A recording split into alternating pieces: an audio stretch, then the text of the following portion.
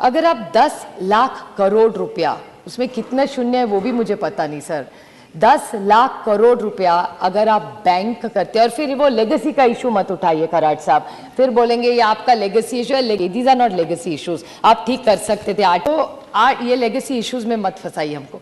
तो farmers loan हो वो आप माफ कर सकते थे, ईपीएस का पेंशनर्स का पैसा ही नहीं दिखते, लेकिन 10 लाख करोड़ रुपया आपने ये बैंकों को माफ किया। वो किसका किया वो तो नहीं हम सबको पता, किसका भी किया होगा, लेकिन आप उनका भी कर सकते तो इनका भी करिए, इतनी सिर्फ मेरी विनती है, बाकी मेरी कुछ मांग नहीं है। भरी सदन में दबंग सांसद ने उठाई पेंशन बढ़ोतरी की मांग, कहा प्रधानमंत्री जी अगर धन्ना सेठों का पैसा माफ कर सकते हैं तो पेंशन में भी बढ़ोतरी कर सकते हैं।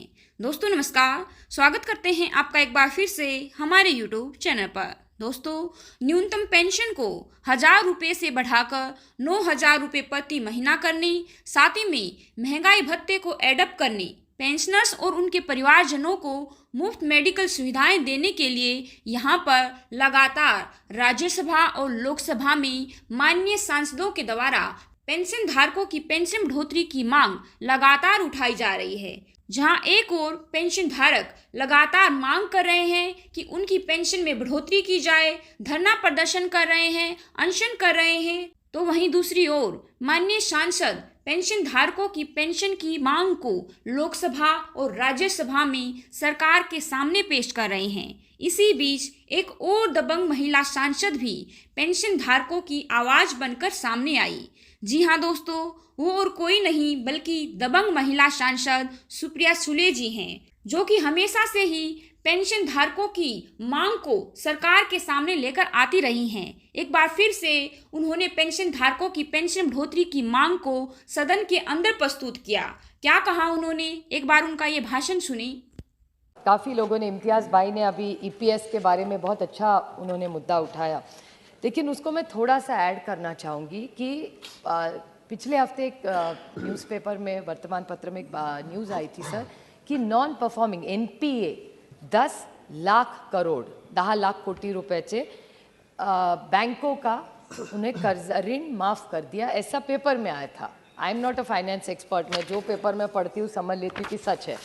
और एनपीए का जो उसमें आर्टिकल में लिखा था कि 87% is the haircut, only 15% was recovered, is what the news item said about NPAs in banks.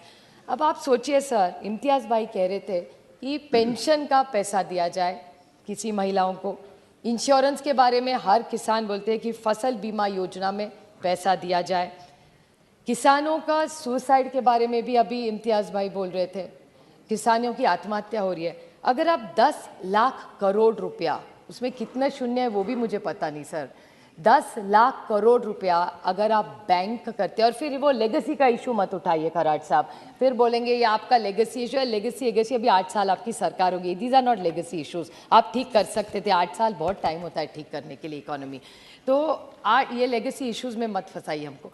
तो फार्मर्स लोन हो वो आप माफ़ कर सकते थे, आप अच्छा फसल बीमा योजना में पैसा दे सकते, वो नहीं आप करते। जो इम्तियाज़ भाई बोल रहे थे ईपीएस का पेंशनर्स का पैसा ही नहीं दिखते, लेकिन 10 लाख करोड़ रुपया आपने ये बैंकों को माफ़ किया। वो किसका किया वो तो नहीं हम सबको पता, किसका भी किया होगा, लेकिन आप उनका भी कर सकते तो इनका भी करिए, इतनी सिर्फ मेरी विनती है, बाकी मेरी कुछ मांग नहीं है। दोस्तों, सुप्रिया सुले जी ने कहा कि सरकार ने 10,000 करोड़ रुपए बैंकों का एनपीए माफ कर दिया। अब 10,000 करोड़ रुपए किनका माफ किया, किन धन्ना सेठों का माफ किया, वो तो हमें नहीं पता।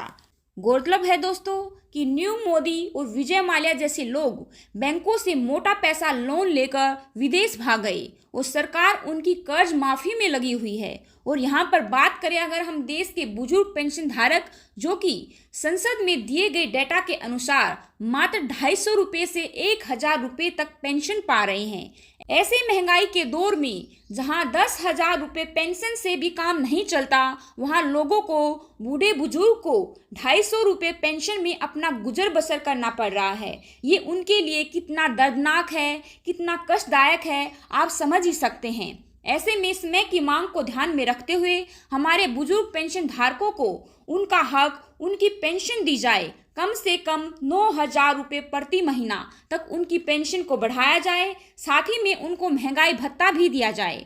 उनको या उनके परिवारजनों को मुफ्त मेडिकल सुविधाएं दी जाएं ताकि उनका बुढ़ापा अच्छे से कट सके। आप सभी जानते हैं दोस्तों कि अपनी सारी जवानी इसलिए वो देश की सेवा में लगा देते हैं ताकि उनका बुढ़ापा सिक्योर हो सके, बुढ़ापे में उनको एक अच्छी पेंशन मिले। लेकिन हमारे पेंशनर्स जो कि लगातार यहाँ पर डिमांड कर रहे हैं, धरना प्रदर्शन कर रहे हैं, सांसदों को खून से लिखे लेटर तक उन्होंने भेजे हैं, पीएम मोदी तक वो जाकर मिल चुके हैं, वित्त मंत्री तक को उन्होंने लेटर भेजे हैं कि उनकी पेंशन को बढ़ाया जाए, लेकिन बार बार उनको यहाँ पर ठोकरें ही खाने को मिलती हैं। आश्वासन तो दे दिए जाते हैं लेकिन उनकी मांगों को मंजूर नहीं किया जाता।